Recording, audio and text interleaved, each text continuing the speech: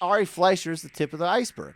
Oh, this leads into so much more. We have a whole clown car, a procession of people who not only were wrong and created arguably the worst foreign policy blunder in American and UK history, but now they want to come out and lecture all of us and demand not only that they not take any responsibility, but that we listen to everything they're saying now, which is engaging in more non-thought out, stupid, reflexive, and non-strategic military action. Let's run through the list. What would you say this is like, though, first? I would say it's like a clown car if that clown car was shooting out flammable gas, running over children, speeding through red lights, and killing old people while shouting a bullhorn out of the top of it saying, we need to be more safe on the street.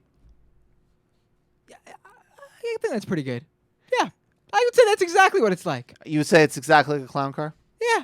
Like a violent clown car? Maybe it was like, maybe it would be like if inviting Paul Wolfowitz or Bill Kristol on the Sunday morning talk shows to talk about Iraq is like inviting Chris Brown to a summit on spousal abuse. That's more like it. Let's talk about how to stop violence against women. You have any thoughts, Chris? Yeah. Let's have a Father's Day special on how to be a great, effective parent with Tywin Lannister. That guy was a great father. We need his insight. He needs to get in.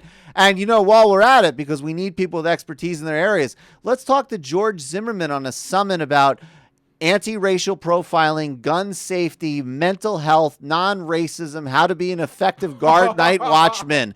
Let's do all of that and also not engage in spousal abuse and generally be a disgusting, repugnant, bloated, disgusting, repulsive human being. Yeah, that is the I think you got it equivalent now. Of inviting these people on all of the Sunday shows, John McCain, Bill Kristol, Paul Wolfowitz, on to talk about Iraq. Let's review some of the things that they said in various outlets. And can I have some musical accompaniment? Sure, of course. Please. Okay, this is Paul Wolfowitz, who, as a veteran of the Reagan administration and then later in the Bush administration, said, this is what he said to help sell the war. It was hard to conceive that it would take more force to provide stability in post-Saddam Iraq than it would take to conduct the war itself. He said in the lead up to the war, the oil revenue of that country could bring between $50 and $100 billion over the course of the next 2 or 3 years. We're dealing with a country that could really finance its own reconstruction. It's relatively soon. Now, look, it's a complicated situation which we don't know what to come up with. We're going to bomb this, or we're going to bomb this, or we're going to bomb that. I think the fundamental point which brought us to this in 1990 was when the Saudis agreed to everyone's surprise to allow American troops into Saudi Arabia after Iraq invaded Kuwait. If this were the United States of Jimmy Carter or Ronald Reagan that had walked away after a few American casualties, we would not have said yes. We believe President Bush was serious. I don't even know what the hell he's talking about. We have gone to dishonesty to pure incoherence, which I guess is a slight upgrade from dishonesty. Bill Kristol. Let's see. He said in the lead up, it's going to be a month war. Now, it's a disaster. And it's a disaster, unfortunately, made possible certainly by our ridiculous and total withdrawal from Iraq in 2011. President Obama said 2 days before the election in 2012, Al-Qaeda is on the path to defeat and the war in Iraq is over. That was enough to get him reelected. Well, let's look at him today. Yeah, because Iraq and Al-Qaeda in Iraq exists because of the policy that you bled, but of course not literally bled, more like sweated in TV studios, pumping and shilling for. You hack. I'll give you one last thing. I just need to do this because listen to the language he's using. Former British Prime Minister Tony Blair. Oh, boy. Here we go. All right, let me see if I can do this. This is Blair before the invasion.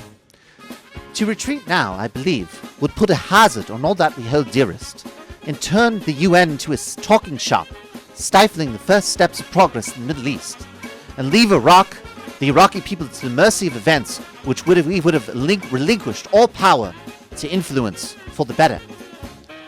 Now, to Blair's credit, he's so delusional, he's such an egomaniac, he doesn't even really spin here.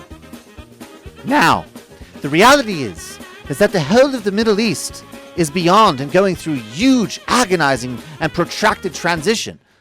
Parenthetically, which of course had nothing to do with our illegal invasion that killed almost 1 million people and displaced many others. It's a complete non sequitur, absolute coincidence, and to think otherwise is absurd. All right, back to his real quote. Oh, that wasn't. I'm sorry. Yeah, excuse me. We listen to this though. This is almost as good. We have to liberate ourselves from the notion that we caused this. We haven't. I think we've liberated enough. I think we've liberated enough, Tony. I think we've liberated enough, Ari. I think we've done enough rolling over and enough ammunition of propaganda, Judy. I think we've just heard your voice enough, Bill. I think we've seen your face enough, Paul. Thank you, everybody. Goodbye. Oh, my God. That is so enraging. I would say we've properly owned them. I would say that they were properly owned, but they will not be properly owned until they are in a cell in The Hague.